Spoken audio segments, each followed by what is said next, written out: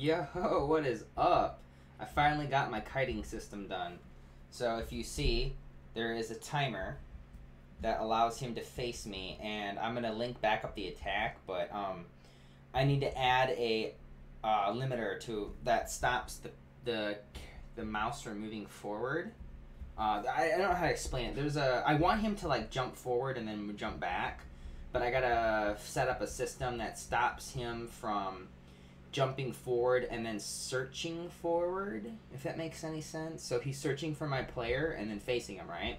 Well, when I have the attack on, he'll attack and then immediately search forward, and then he registers that he's attacking, and then he'll go forward, and then he just infinitely shoots in the direction that my player's at. And in principle, it's easy to fix, but in practice and application, I have to do a lot of checks and bug check fixes, but I have this done perfectly finally. So he will always face your player and attack him if the timer's done. So the whole purpose is so I can lock onto him, right, with a click in the future and be attacking him like in Mysteria, and he will only get to randomly face you once his timer's done. And the cool thing is the rats will only be using this code if they're attacking a player, which will save a lot of CPU for the server. And so what I'll do is I'll have one check where they're going to check a box area, and if they're aggressive at the moment, then they're going to lock onto a target, which will be about this many blocks away, so a 10 by 10 area, 5 by 5, excuse me. And if they see someone in the 5 by 5 and they're aggressive, then they're going to start chasing that player. And then if they're in the 1 by 1 area, then they run this code. And in this way, it'll save CPU, and I don't burn out the game by running something too heavy, especially when you have hundreds of enemies on a map. And then the other thing I'm going to do is I'm going to have, obviously abilities that an enemy can use, but that's not going to happen until after the alpha release with the iCloud server. So I'm going to do the Firestone Amazon server, or I'm going to be doing the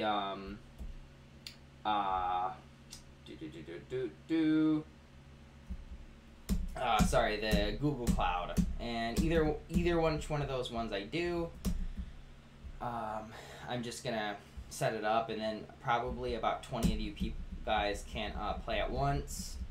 And then if more people than that start playing, then I'm gonna have to get a paid version of a rental server, and then you guys are just gonna have to like help a bro out. I am going to make it to where my next thing that I'm going to do after I fix the attack is I'm going to make it to where my player can't walk over enemies, obviously, because they should block them. I am going to make an ability, which is going to be, I'm going to call it like Spectral Dash. So I'm going to have different versions of same abilities, and one of the versions of the dash in my game will be where the player can actually move through enemies and objects. But that's one of the reasons I want to make houses in their own instance, because I think the game would be really wickedly unfair if you could just dash through someone's walls and start looting them. But if you're within a certain level, right, and someone can invade your base, like in most Kickside games, then I don't think it's unfair at all. So yeah, I'm probably going to have an ability like that. And then instead of actual taming, which I'm going to have, I think I'm going to have a summoning like ability too, where you can summon like skeletons that will fight for you. And a lot of this will be very useful for, I'm thinking about having instances that are going to be like clan wars kind of thing, like some games have. I think it'd be really cool to have like a 20 by 20 clan war, and a bunch of people, summon their little skeleton army, and they go search for other people, and blah, blah, blah, blah, blah. So, basically, tonight, I'm going to make one more script. I have player stats, character controller, and player inventory. And then I'm going to make one that's going to be called player, okay? That's going to have a name, ID, and like social information. And then like clan, if they're in a clan. And in this way, I can have enemies that are spawned, like summoned, they can search for the clan ID, and if your players in the clan ID or like clan alliances, which will be like a little list, then it won't attack that particular player, right? But it's really useful in PvP because that means if it's not on your list of allies or an aggressive player, it'll attack them. So you could actually like put settings on your summons or on your pets and tell them who to attack and who not to attack. And then you can, I think I'm even going to add like a specialty enemy list. So even if they're in your clan, you could add them to a special enemy list. And then that pet could still attack that player. You know, well, I'm going to see. There's so many things I can do with this game. Now that I'm getting the really hard stuff out of the way. So a lot of it's just going to be like, what do I feel like adding? What are some cool features? Because, you know, this enemy class, just to get these couple things done, has already pushed this to 600 lines of code. And honestly, I don't even have, I'm at like 70% of the functionality I need. I just need a check to stop him from infinitely going forward. And then I need a check that basically, you know, looks for a player. So I'm going to have like a object, which would be like player target, basically, and this will be set in the search. So if, you know, player target is found in here, right, this you know, look for the component, and if the player's component is equal to the same player that I have locked, then I can face him, if that makes any sense. So almost done though, seriously. I'm like 70% done with the enemy scripts. And because the way that I'm prefabbing the enemies, I can literally turn this into anything. Hence why I write so much code for one enemy script. Because I basically want to do a bunch of overhaul and a bunch of code. And then once I'm done with all of it, I can change a couple values and then just change a sprite, and then it's any enemy. For me, that's just like the easiest possible thing I can do. Because I can make in a scriptable object for ability, and just like I have for my stats, and I can have one type of enemy have a list of abilities that can be anything, and then it can choose from those abilities what to use first. And that can be any enemy, and then if it doesn't have any abilities in its scriptable objects, then it just doesn't use any abilities, if that makes any sense. And so, like, it's just very useful for the way I'm doing the enemy script, even though it's a lot more heavy, and it's a lot more packaged into one thing. It's so much easier once it's done, because then I can make enemies as long as I can draw the sprites. And, you know, obviously that's the preferred workload, because then once this is done, it's done. You know, like, my ground objects are basically made. All I gotta do is just make some like my wall, my walls are made. All I gotta do is change some sprites around to names and change the health values, and it's fine. And defense values.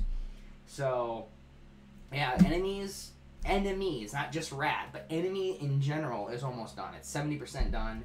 So you guys can be looking forward to rats and bats. Probably in about a day or two. They'll drop XP, and they won't drop any loot right now because I don't have the crafting system up.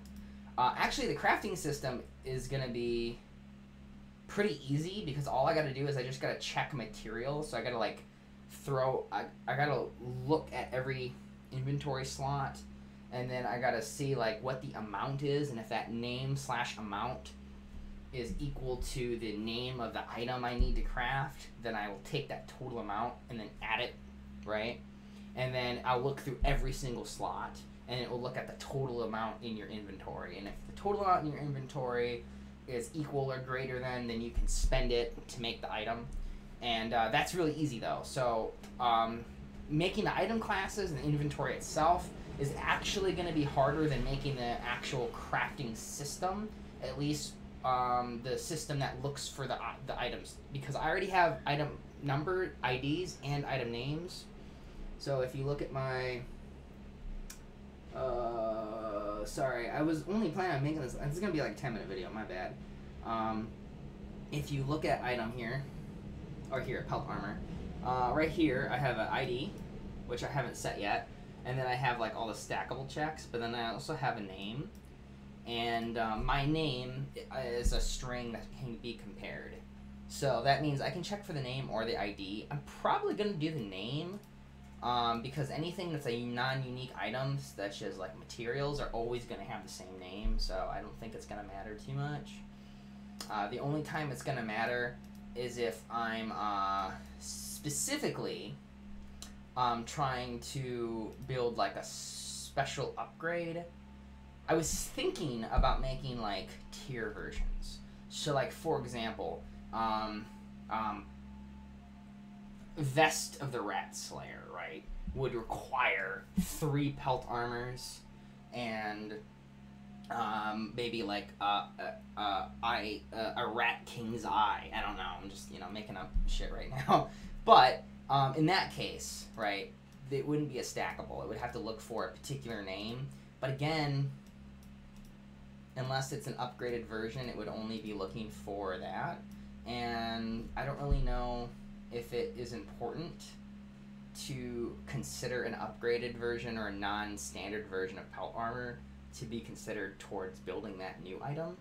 I don't know. I think that makes sense. But, I mean, I don't know. It might not make sense. But that's the only exception to the my name thing that I can think of, to where you wouldn't want to compare the names and only the ID numbers. But other than that, I can't really find a reason. So, yeah, I mean, you guys should look forward to the majority of this being done in single player in less than a week. I kid you not. I once I have the enemies done, the only other thing I have to work on is, you know, figuring out the stat system. Sorry, not the stat system. I already have that done. Is figuring out the crafting system, and then the instances for bases. And then that's it, because I already have a dungeon creator. I have a script that makes the dungeons, which is one of the first things I actually did. And then I have a script that looks for what floor you're on.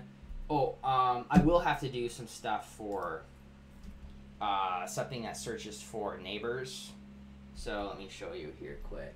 And then I'm going to stop the video after I show it. But basically, I need to make one more script that will look for the neighbors. So basically, it will look and it will see if there's walls up here and like this above you, and then they close back off, okay? So you're surrounded by tops in this way, then it will hide them. But if there's no connection here, there's no top, side connection on tops, then it will not render all of them. So this way you can't peek into people's overworld bases. I am going to make overworld bases. You can still build them if you really wanted to outside of an instance, if you're too poor to rent out the portals. But again, it's going to be like 10 times easier to raid a base in this game than it would be in Mysteria. So I definitely would not recommend it unless you're like brand new and your items are pretty useless anyways. So yeah, I mean, like I said, this is really coming along, and I kid you not, you guys are going to see like an explosion in content in like a week, because all of this coding is like I said, for the whole game, the coding I need to get this thing off the ground in single player is like 85% done. And then I have to go through like a month of breaking down all the information and converting it to JavaScript or PHP so I can save it on a server instead of a player computer. And then when that's done, it'll be online, and then you guys can play this online if you wanted to. So look forward to it. And if you guys are watching this YouTube video and you feel like patroning, the rewards for patron will obviously be you'll get access to all the servers before the game is officially released, and you get to keep your character progress. And also, if you're patroning certain benchmarkers, then you're going to get certain in-game advantages. Like, I have people in my guild right now, in my clans in the games that I play that are helping me like run my bases so I don't lose everything while I'm making this game. They get like special pet rewards and stuff like that. and I will be having patron tiers that will do the same thing, to where you can have like an NPC added, etc. So definitely look forward to that. And that's all I gotta say. This is seriously, it's gonna be out really soon, like a week. I got really far in the past couple days in programming, so keep an eye out. All right, later, guys. Bye.